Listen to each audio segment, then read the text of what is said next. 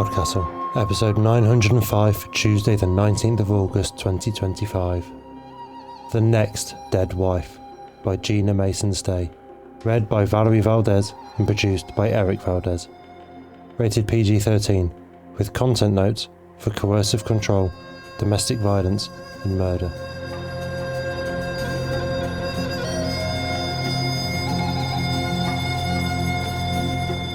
Good morning, good day, good afternoon and good evening, and welcome to PodCastle, the flying castle of fantasy fiction. I'm your host, Matt Dovey, and it is my privilege to present for your enjoyment The Next Dead Wife by Gina Mason-Stay, narrated by Valerie Valdes. I'm even more privileged to say that this story is a PodCastle original. Gina Mason-Stay has always been a sucker for fairy tales and myths, the romantic, the gruesome, the macabre, the utterly bizarre. She loves fireflies, serial comers and gullers, not necessarily in that order. She dreams of one day owning a herd of chia sheep. Gina, her husband and her 4 children currently live in Utah, but she misses the brilliant blue skies and unusual, and occasionally deadly, fauna of Alice Springs. Valerie Valdes lives in an elaborate meme palace with her husband and kids, where she writes, edits and moonlights as a muse.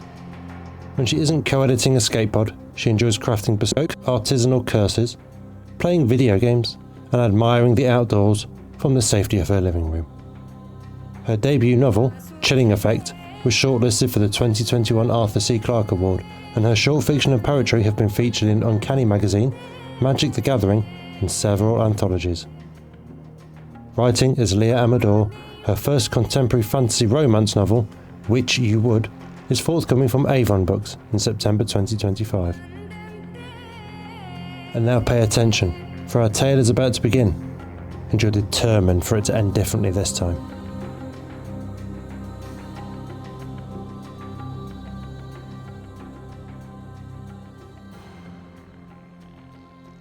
The Next Dead Wife by Gina Mason-Stay, narrated by Valerie Valdes. Every time a new wife crosses my husband's threshold, I tell myself this time will be different. This time, I'll go free. As her body falls to the floor, I'll seize my opportunity. As her soul rises from her body, I will snatch what should be mine. No cliched tunnel of light, just a doorway into the afterlife. But it will be my turn this time, my door. I'll take it before she can. Not that I've been able to yet. When the moment comes, I'm frozen in place. I can only watch as she enters the door and disappears. And I hate her for it. But my plan is not impossible. It has worked before. It was done to me. I remember staring down at my lifeless body sprawled across the carpet. I remember seeing a door appear, feeling it beckon to me with a promise of peace. Then before I could respond, a ghostly form, the wife before me, I assume, threw it open. She looked at me a moment, shrugged in half apology, and slipped through the door, which disappeared after her, leaving me stuck here. But not for much longer. When he murders his next wife, I will steal her way out. It's only fair. That's what I tell myself, at least, every time. I hear him now at the door, the regular kind. He opens it and carries her across the threshold. "Here we are," he says, his script old and tired to me, but fresh for each new wife. "You're home, Mrs. Blake." I notice her elegant dress and her black hair curling around her face, the ring sparkling on her finger, and I freeze.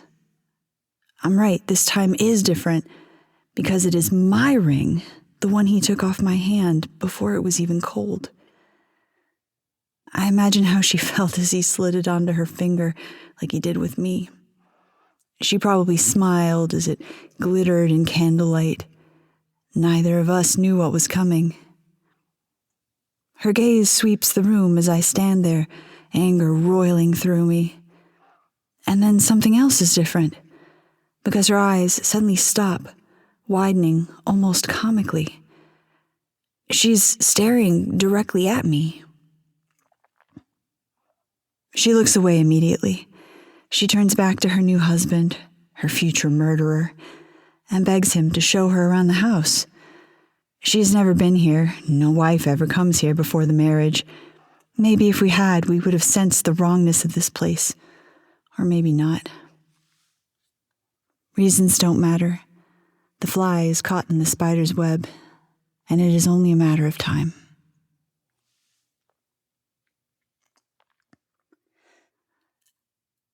I know she sees me.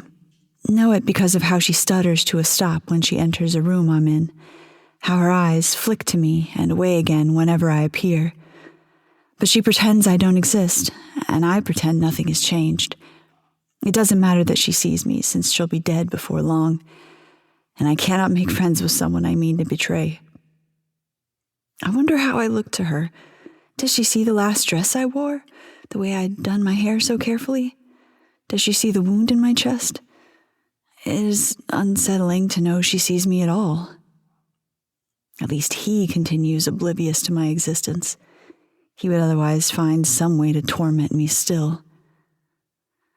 She settles in, unpacking clothing, tucking her toothbrush in the holder next to his, washing her morning coffee cup. I roam the halls as I always have, bound to this place and this man. I cannot leave, cannot even see beyond the front door. I've tried, but it seems the only exit for me is the type he keeps providing, if only I can find a way to take it. I wonder why he chose this woman as his wife. It's a game I play to pass the time, guessing what brought her into his sights. She's beautiful, like many of the others, like I was too. She has a lilt to her voice and a pleasant laugh, but I think it's her name that drew him in. Lily. I imagine flowers lying atop a grave. I feel uneasy. I won't think of it. Death is her fate now, and nothing will change that. Her first days here pass the way they always do. She explores, undoubtedly thinking if she sneaks glances into his cupboards and unearths his sock drawer, she will learn all the secrets of him. She's enthralled, making discoveries about her husband and his home and how she will fit into it. The house changes as time passes. So many things change. The curtains, the furniture, the new inventions, gas lamps, electricity, televisions, cell phones. But one thing will never change: how this place takes you out of time, makes you forget yourself, makes it impossible to even think of opening those curtains to see the outside world. So she will find nothing that reveals the truth. The spell has already been cast. Her world will shrink until she remembers nothing of her past, cares nothing for her future. For now, though, she remembers and forgets, remembers and forgets. Her eyes drift to the front door, as if she knows she has somewhere else to be. Then they go fuzzy, and she turns to another task. One morning she finds her purse gathering dust on the floor of the closet, next to a row of impractical heels she doesn't wear anymore. Her eyes brighten. She picks up the purse and rifles through its contents as if the action will remind her of something important, if she can only think of what. Among her belongings is a lipstick, a vibrant red. She holds it up to the light, captivated by its hue. She tosses her purse to the side and takes the lipstick to the mirror, applies it slowly, carefully. Her only focus is the streak of color. Her purse tumbles off the bed and falls to the floor, forgotten again. We've all done the same. Next, she might make notes, reminders of appointments she meant to make, places she meant to be. They'll be gone by the next morning, leaving only scraps of thought, subtle sensations that something is missing. Or she might ask him to remind her of the things she keeps forgetting. He will smile and make promises, and she will not see the predatory gleam in his eye. She is a bird caught in a cage. She will flutter, beating against the walls of the cage, desperate to get out. For brief, frantic moments, she will remember there is life outside this house. She will know exactly who she is and what she wants. But the next moment, all her clarity will fade away. She will weaken. Her eyes will become permanently vacant. She will be a shell, unaware there was ever anything outside of this cage. Once he is bored with her, once he's wrung every last ounce of fear or memory or willpower out of her, he will end it, as he has every time. We are all birds, and he is the cat. She sits with him at breakfast, pouring herself a coffee. She has glanced my direction several times this morning. More and more lately, her gaze lingers on me, and a crease forms between her eyebrows. I back into the shadows. She turns to him. "Do you know where my phone is? I think I misplaced it. I want to call some friends and go out tonight," she says. "It's been..." She frowns in concentration. "A while." He butters his toast. "Excellent plan," he says. "But how about tomorrow night?" He leans toward her and runs his fingers down her neck. "I have something else in mind for tonight." She shivers in pleasure, but presses her point. "Time for both, I think." He frowns, but quickly shifts back to a suggestive grin. "Oh, I don't think so." As his lips find hers, I think he has won his point. Except she pulls back. "In my drawer, that's where I put it." She runs from the room. She will come back soon, having forgotten. But she doesn't forget. She returns with her phone in hand.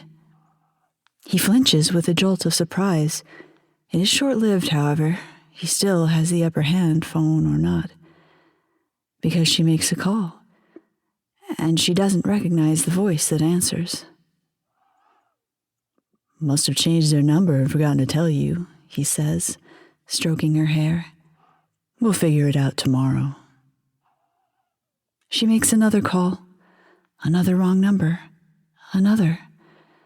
She scowls more with each call. She doesn't know that time flows differently here.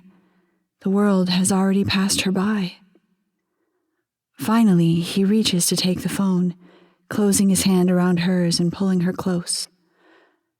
"We'll settle it tomorrow," he murmurs against her ear.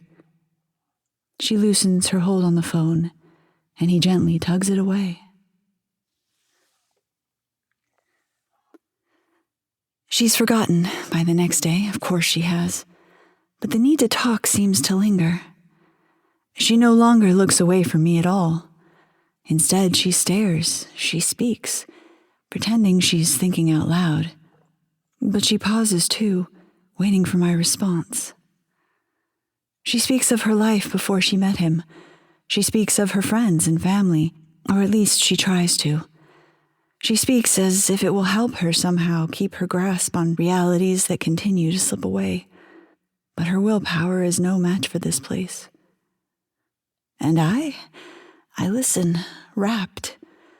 All these years I have been invisible, unknown, and suddenly I am seen.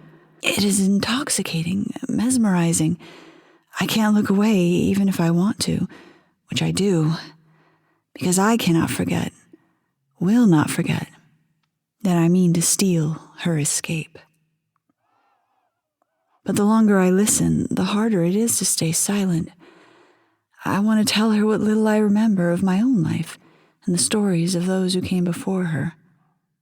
But I don't. "I think I was an accountant," she says.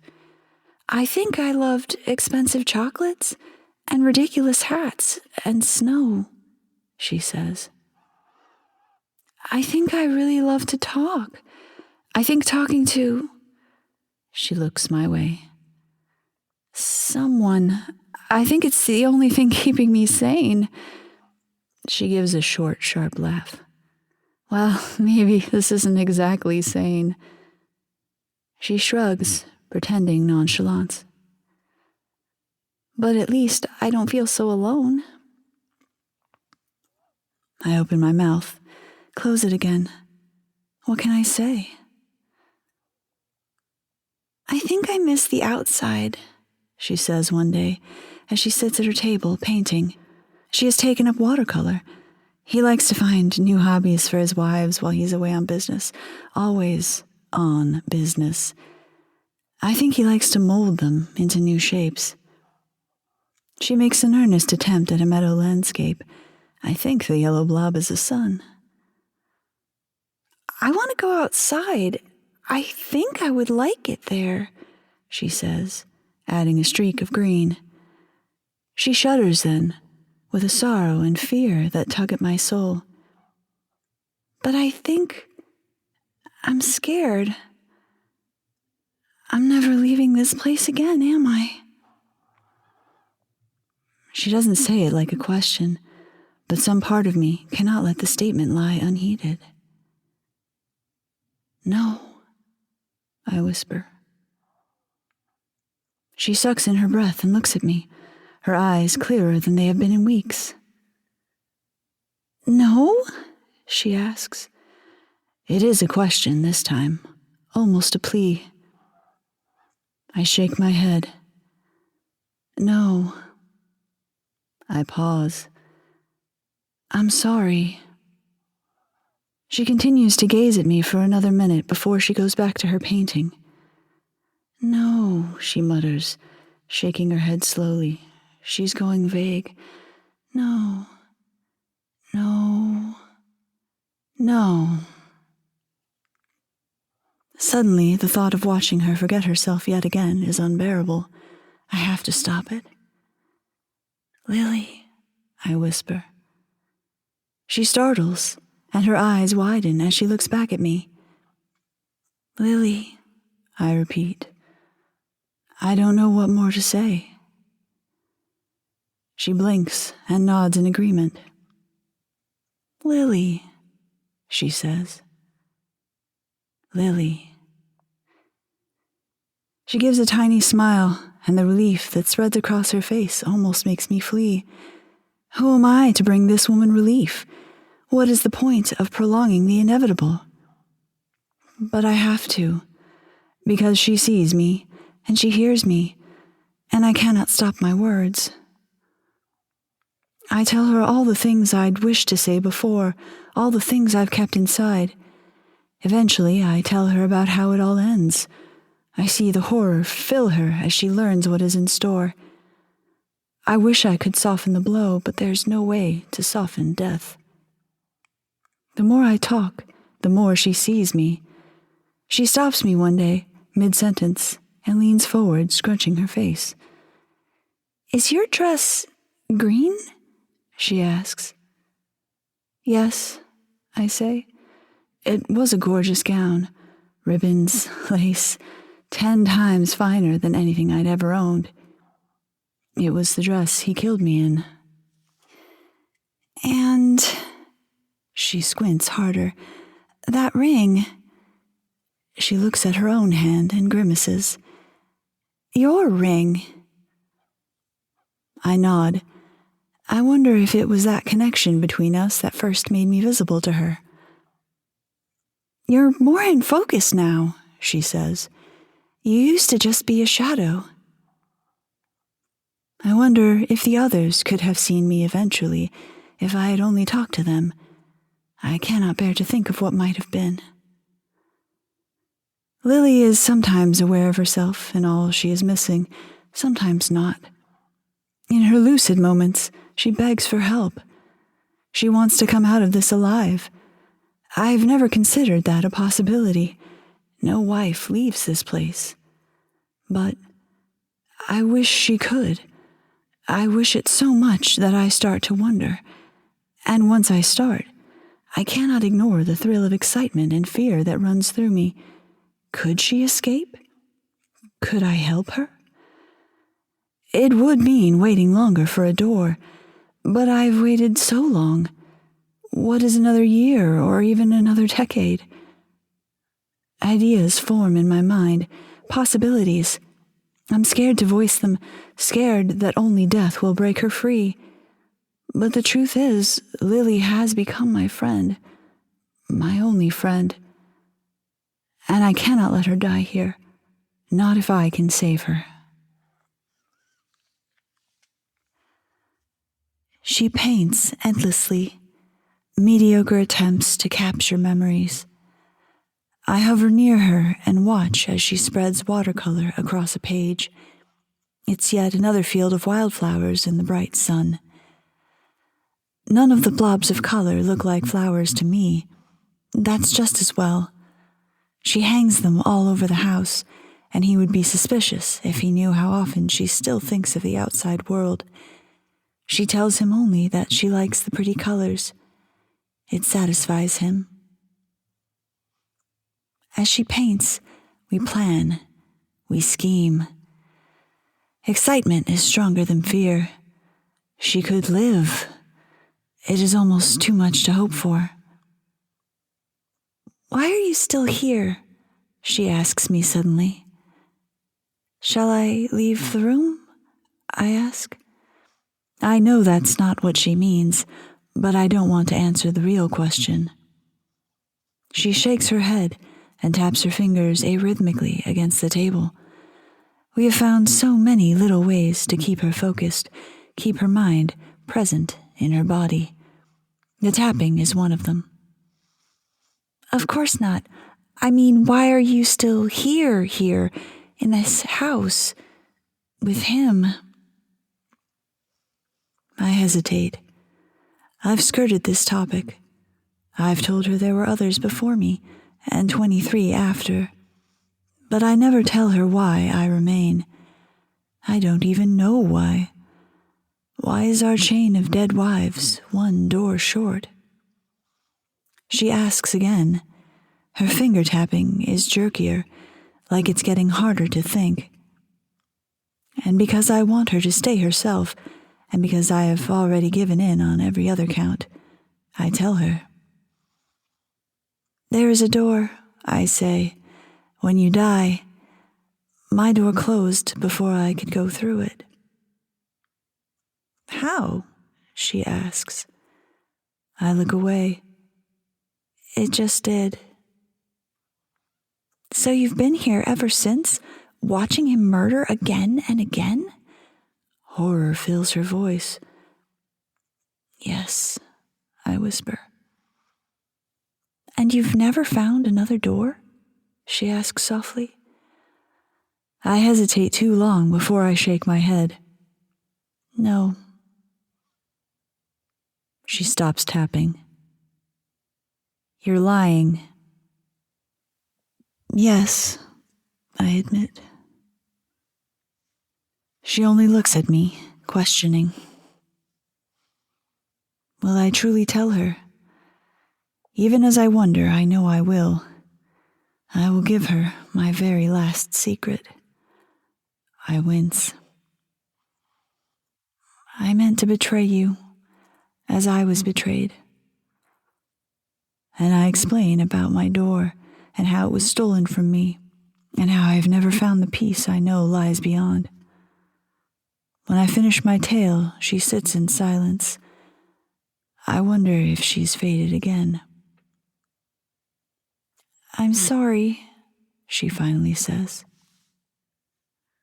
It is such an inadequate thing to say, and we both know it. I am too. After another long pause, she adds, "If our plan doesn't work, I want you to take my door."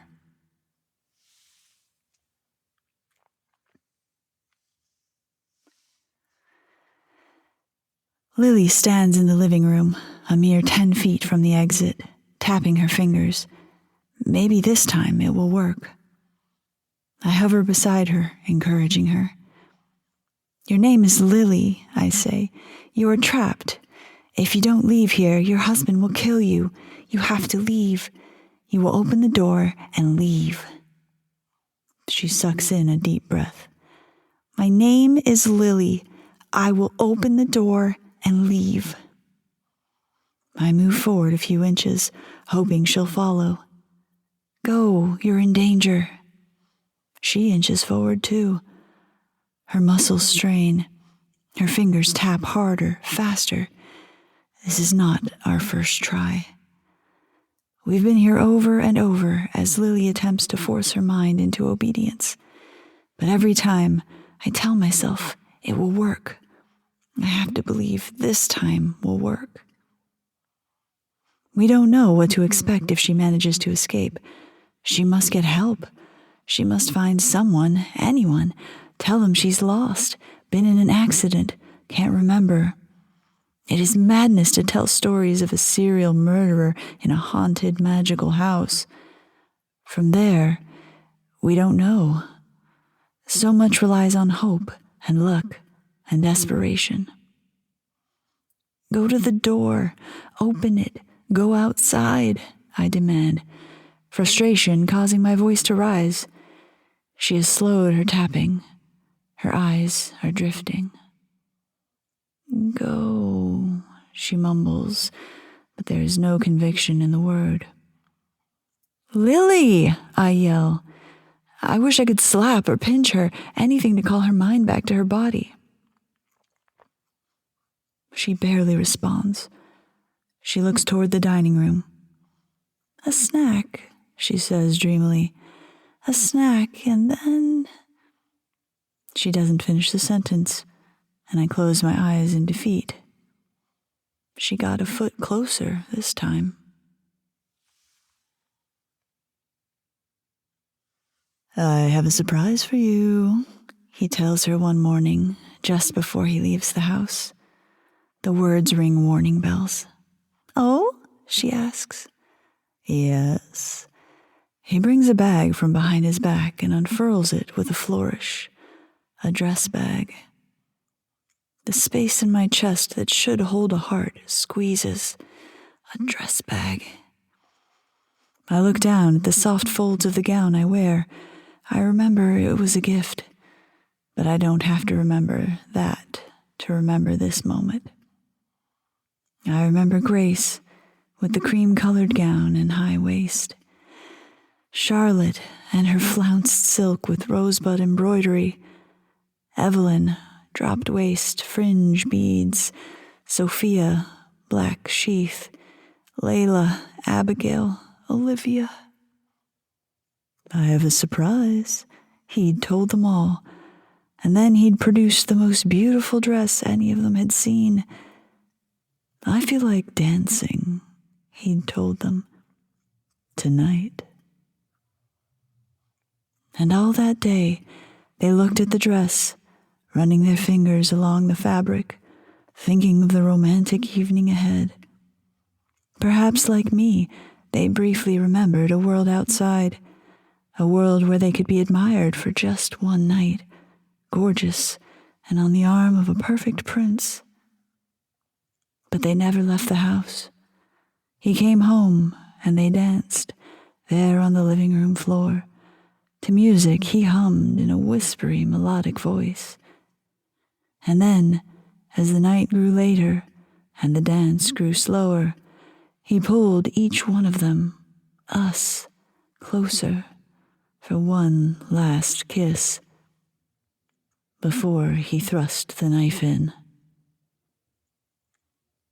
Lily unzips the dress bag, revealing swaths of shimmering maroon. She gasps, "It's gorgeous!" Every attempt to free her has ended in failure. She comes closer and closer to that front door every time, but now we have only one last chance.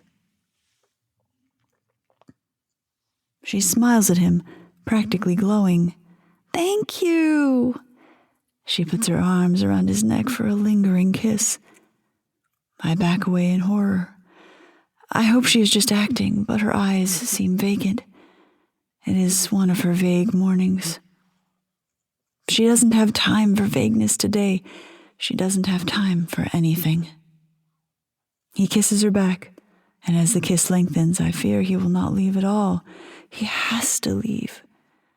But what can I do? I stay silent.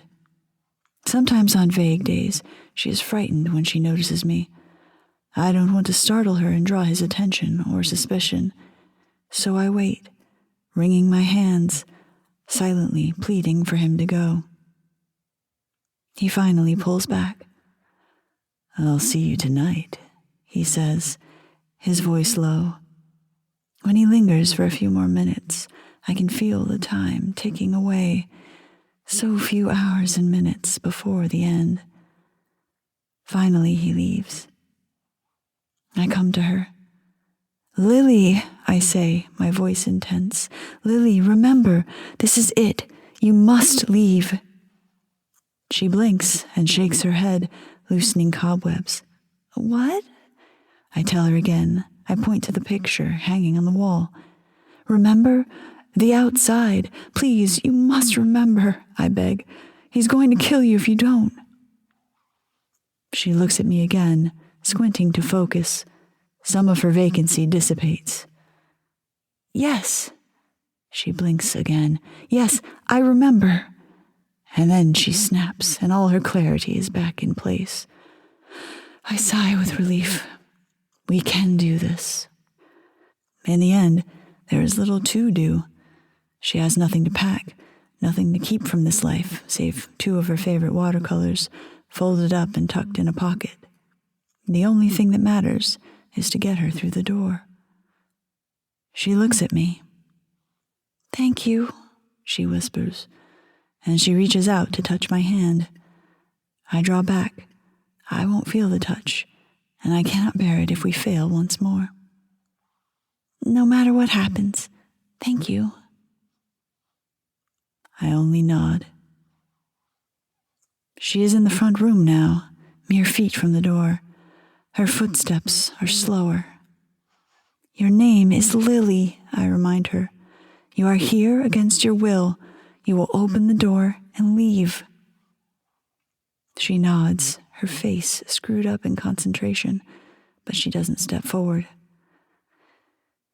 "If you stay here, you will die," I plead. "You must go now." It is taking too long, and though he should not come back for hours, I imagine I can feel him returning. She must be far away before then. She shivers, but does not move. Her finger tapping is slowing. I look around the room in desperation. How can I convince her? My eyes fall on a painting. She said it was a beach somewhere, a vacation with a friend. She couldn't remember which beach or which friend, but she said it felt like light and freedom. "You're going back to the real world," I tell her, "where you will feel the sun on your cheeks and the sand between your toes and a salt breeze against your skin." I can almost imagine it myself. She blinks. I look at the bright yellow splotchy painting. "You will smell the wildflowers and watch the bumblebees and brush your fingers through the grass." She nods and takes another step. "Snow," she says, "and calling a friend to go out for a drink. Last-minute shopping trips to—" She loses her thought, and her eyes begin to glaze. I think of the heels in her closet. "To buy impractical shoes," I add quickly, "and a hat you don't need, and chocolate." She takes another step, another. Her hand is on the doorknob. "And I will—" She trails off. "Be free," I finish, and if I could, I would shove her through the door. "Be free," she agrees, and her words are sharp. She yanks the door open and stands in the bright sunshine, pouring in. Sunlight! We've not seen it in so long. Her every muscle strains against the power that has held her captive. "You're almost there," I tell her. "Go. Sunshine, wildflowers, chocolate, shoes, snow." I tell her all the things I can remember that make Lily herself. With her eyes closed, her body straining, she takes another step.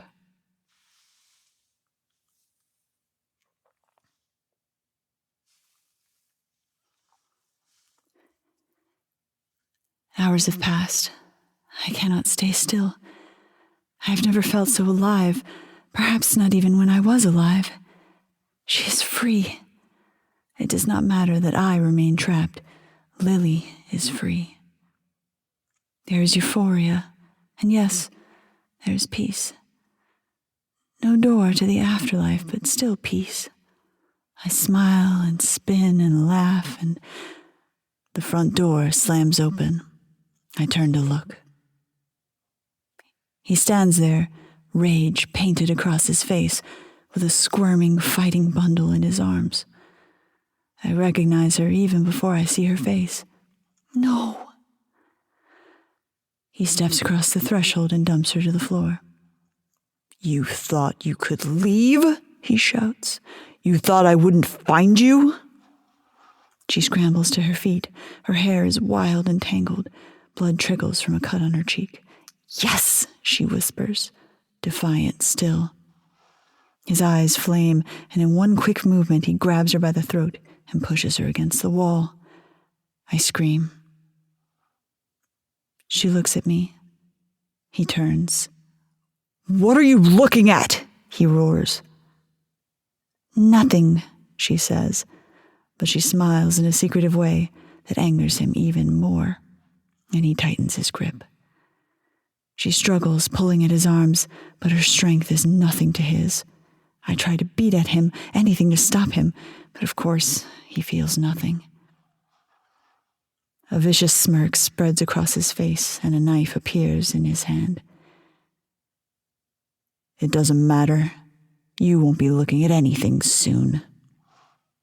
I'm so sorry, I tell her. I tried. Don't be sorry, she whispers, her voice hoarse with what little air he still allows her. Thank you. He seems shaken by her serenity, but he forces contempt into his voice. Oh, I'm not sorry, he says, and no need to thank me. He thrusts in the knife. I stand frozen, holding her gaze as her blood spills out. He turns again, his eyes raking the air where I stand, desperate to see what she sees. There is a certain sort of triumph in knowing that he cannot have me that way. A few more moments, and her eyes slowly close. He releases his hold on her, and her body thuds to the ground. I wish I had tears to fill my eyes, spill down my cheeks, anything to take away this pain. I stand, frozen, unable to face what is left of her. So close. We'd been so close. Then, something in the air changes. I look to the floor, where I know what I will see. Her body is there, yes, but that is not the change. Her spirit stands beside me, and a doorway appears. We both stare at the open door, the single door. She smiles at me sadly and gestures toward the door. I shake my head. How can I leave her here to watch and watch eternally like I did? It's okay, she says. Take it. My mind reels, searching for another way. The doorway stands before us, taunting us. And then I have it. I reach toward her. Together, I say. One word, so much possibility. Her eyes go wide. Why can we not share a door? What rule says we cannot leave together? She takes my hand and I feel it, cool in mine, and I draw strength from the only thing I have felt in so many ages. We walk forward. But then I look back one last time. He sits on his chaise, stretched out and relaxed, scrolling on his phone. He has already wrenched the ring, our ring, from her body, and it sits beside him on a table. Mere minutes have passed, but already he's moved on, shrinking her whole existence down to a single item of jewelry. Tiny profiles of women pop up on his screen. He smiles at one and swipes right. He is hunting for his next dead wife. I look toward the door. I could go through it. We could go through it. I don't know what lies beyond, but I know there's peace. We could be done with him. We could be done with everything. I look back at Lily, and understanding passes between us. There will be another wife, and another, and another. We couldn't save Lily, but maybe, together, we can save them. We step back, and she closes the door. He looks up, startled. His eyes dart around the room, landing on nothing, seeing nothing out of the ordinary. And yet when he looks down at his phone again, he rubs at the back of his neck. He keeps glancing up, unsettled, like he knows he's not alone, like he can feel our eyes boring into him, watching his every move. I smile to myself. It's not the peace I was looking for, but I'll take it all the same. I don't have to convince myself anymore. I know it. Next time will be very different.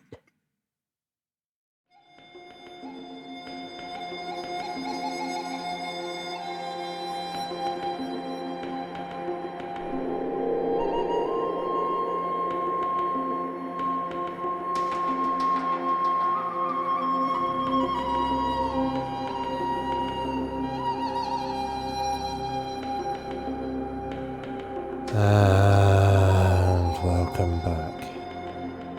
That was The Next Dead Wife by Gina Masonstay. And if you enjoyed that, then check out the front page of her website, ginamasonstay.com, which has links to her novels, rom-com short stories, fantasy shorts, and more ghostly tales, without needing even a single click more from you. Couldn't be easier. Gina sent us these notes on her story today. When I wrote my first draft of The Next Dead Wife, I'd recently been rereading various fairy tales and writing a lot of ghost stories from the point of view of the ghost. I found myself wondering what one of Bluebeard's wives would have to say, and the story developed from there. In that first draft, Lily was a teenager, and the next Mrs. Blake was her mother, who, for reasons incomprehensible, I had named Persephone. Lily and the ghost became friends and developed an elaborate plan involving sleeping pills, dragging the unconscious mother out the door in a sleeping bag, and internet research. My only excuse is that this draft was a product of a 48-hour writing challenge to write a ghost story featuring a stepdaughter and a game of pretend. I did not win the challenge. For the second draft, I cut out the daughter, happily renamed Persephone to Lily, and tried desperately to save her from dying. I am a person who likes happy endings, and I was determined that Lily would make it out the house alive and go back into the world and probably sing and dance and pick daisies and live happily ever after. The second draft fell flat. I won't make you suffer through all the other iterations of the story, like my poor critique group had to, but eventually I realised my intended happy ending was too easy. It never felt satisfying. It never felt complete. So I let Lily die and found the happy-ish ending I was looking for in the way Lily and the ghost take up what little power they can. Watching them shut that door and turn their attention on their murdering husband finally felt right. Lily was dead, but it wasn't the end. I think there's a grim sort of satisfaction in seeing Mr. Blake shift in his chair, knowing he will never be comfortable again. I think it won't be long before they find a way to defeat him for good, save all of his future victims, and find true peace. And that is a happy ending. Thank you, Gina, for the story and that background. We are not meant to be a horror podcast. That swampy territory is reserved for Pseudopod, our tentacular sister show. But I'm about to read out some statistics that are undoubtedly horror. These are all taken from Refuge, the primary UK charity supporting victims of domestic abuse. Did you know that less than 1 in 4 incidents of domestic abuse are reported to the police, yet they still receive a call about it every 30 seconds? that 1 in 4 women will, in their lifetimes, be the victim of domestic abuse, and that in domestic abuse cases, 84% of the victims are women, while 93% of the defendants are men, and that an estimated 3 women take their own lives each week as a result of domestic abuse, and that on average, a woman is killed by her partner or ex every 5 days. And abuse, as I hope and trust you know, is far more than just physical or sexual abuse.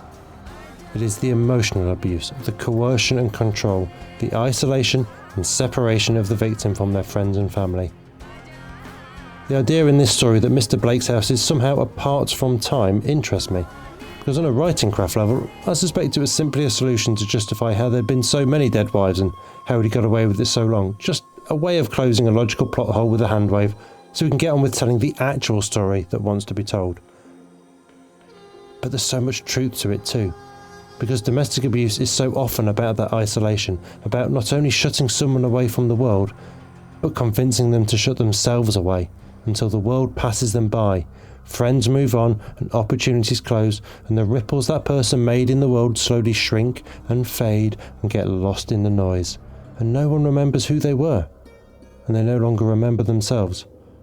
All they know now is how to shape themselves to try and appease the monster they live with. A list of superstitions and rituals to try and control that which controls them. To appease the rage and somehow, bring back the charming, loving person they first met. But that person was no more real then than the facsimile of a human that the victim has become now, shorn of independence and desires.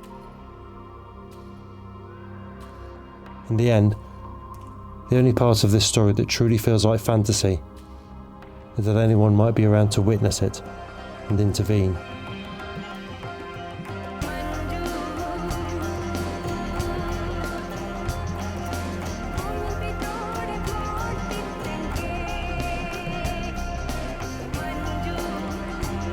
That was our show for this week.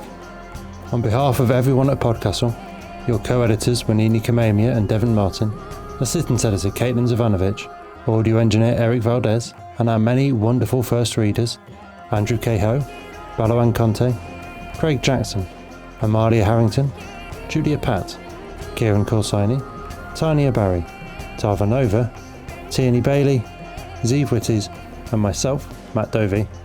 Thank you for letting us share another story with you. The legal bit. PodCastle is part of the Escape Artists Foundation, a 501c3 non-profit, and this episode is distributed under the Creative Commons Attribution Non-Commercial No Derivatives 4.0 International License. That means you can share it, and please do, but you cannot sell it and you cannot change it.